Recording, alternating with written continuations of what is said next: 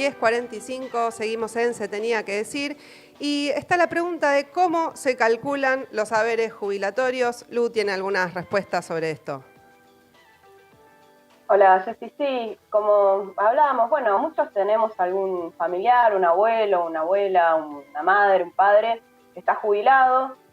También puede ser que quienes nos estén escuchando estén por llegar a la edad de jubilación, que son 60 años para las mujeres y, bueno, 65 años para los varones, y quieran saber cómo se calcula una jubilación, cuánto van a cobrar. Porque además lo que vemos es que hay mucha dispersión, o sea, hay mucha gente que gana cerca de la mínima, que son casi 17.000 pesos. El haber máximo hoy llega a los 118.000 pesos, pero también hay casos como, por ejemplo, jueces que ganan más de 700.000 pesos. O sea, ¿por qué se da esa situación? Bueno, yo lo que voy a hablar es del régimen general que marca la mayoría de los trabajadores y jubilados de nuestro país, que son los que están en la ANSES, aunque hay otros regímenes, pero esto no nos va a dar el tiempo de tocarlo. Yo voy a agarrar solamente las jubilaciones del ANSES, que son hoy en día más de 6 millones de jubilados y jubiladas. Para calcular el haber hay que hacer una distinción entre la primer jubilación, que se llama el haber inicial, y después los aumentos que se van haciendo, estos ajustes trimestrales, antes eran semestrales, de la movilidad, ¿no? Los ajustes, en teoría, para que no pierdan por la inflación. Entonces, yo me quería centrar en el haber inicial. ¿Te estás por jubilar? Bueno, ¿cuánto vas a cobrar?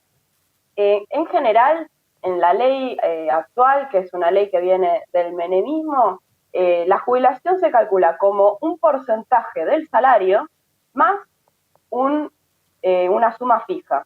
¿Qué es ese porcentaje de salario? Bueno, ese porcentaje es un 45%, pero no del último salario que vos tuviste, sino de un promedio de los salarios de los últimos 10 años que vos estuviste trabajando.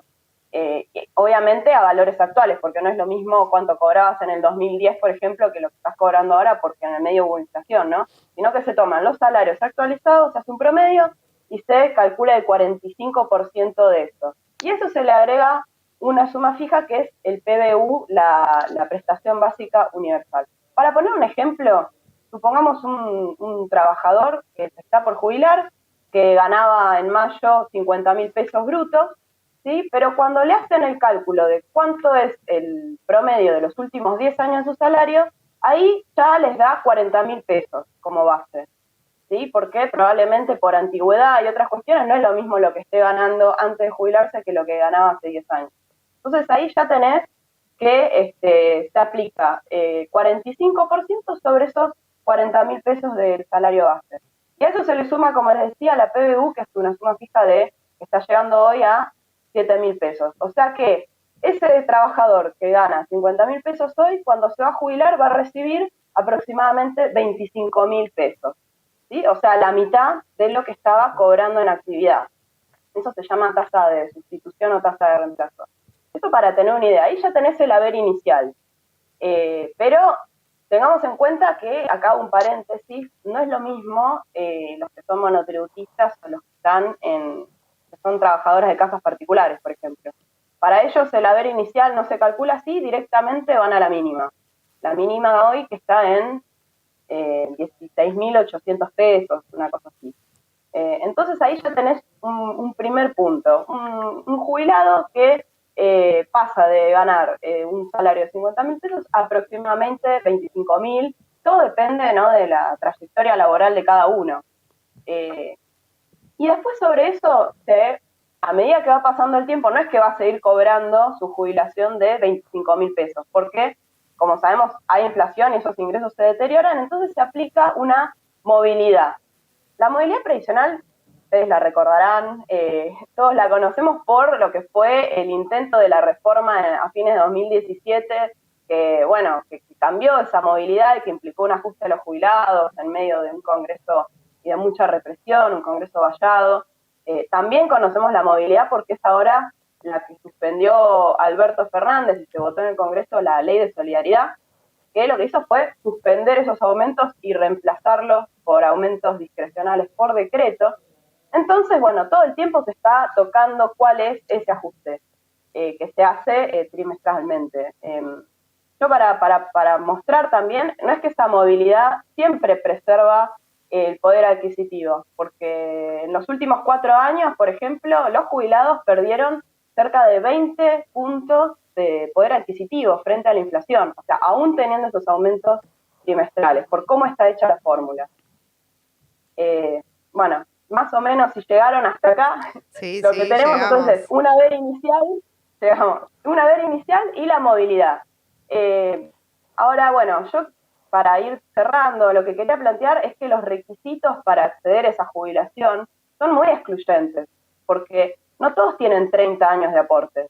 Claro. De hecho, la gran mayoría de los trabajadores hoy tienen muchas dificultades para llegar a 30 años de aporte, o sea que tienen que haber estado en blanco, porque, bueno, los empresarios hay un tercio de trabajadores en la informalidad, tratan de pasarte como monotributista, eso te va a bajar el haber cuando te jubiles.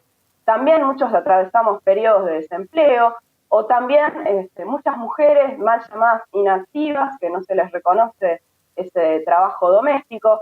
Es decir, que a quienes no cumplen con estos requisitos para jubilarse, en un momento, bueno, se quedarían sin jubilación. En un momento con el kirchnerismo se intentó paliar, solucionar o contener de alguna manera con las moratorias, que hacía que accedan a una jubilación mínima, y ya directamente con el macrismo se sacaron las moratorias y se da una pensión universal para los que no tengan acceso a la jubilación, que es más baja aún que la jubilación mínima, es un 80% de la mínima. Entonces llegamos a esta situación donde la mayoría de las jubilaciones están por debajo de la canasta del jubilado, una canasta que estima los requerimientos mínimos que tiene que tener hoy un jubilado para llegar a fin de mes, lo estima la Defensoría de la Tercera Edad y es de 45.000 pesos, ¿sí? Frente a la mínima que es de 17.000, para que se vea ese contraste. Muy lejos está. No, y pensaba también la contracara de las jubilaciones de privilegio, ¿no, Lu? Por ejemplo, los de la Corte Suprema o funcionarios políticos, no sé, me estaba pensando también en el 2001 que pasaron tantos presidentes, aunque hubo presidentes quizás por un día, bueno, ese ya va a tener una jubilación de privilegio, que es la contracara de todo esto que explicás vos, que es la situación de la mayoría de las y los jubilados que cobran más cerca de la mínima. Claro, para la mayoría de los trabajadores está este régimen, pero después están estos regímenes de privilegio, o lo de los jueces y diplomáticos que tienen también jubilaciones altísimas.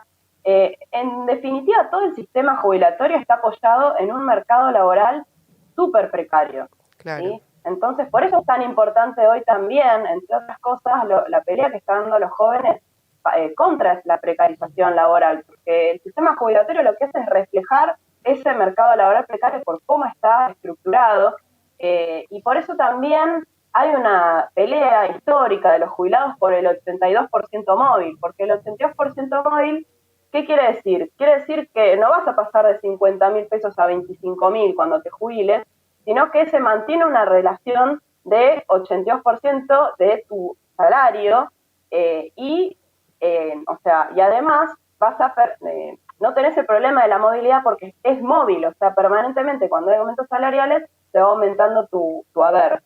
Por eso la pelea es por el 82% móvil y porque no haya y porque aumentar las jubilaciones mínimas por lo menos al valor de la canasta del jubilado, que como decía hoy, está en aproximadamente 45.000 pesos. Bien, bueno, fue Lu Ortega, se tenía que decir, seguimos. Activa esas redes. Activa esas redes. La Izquierda Diario Multimedia en Instagram, Facebook y Twitter.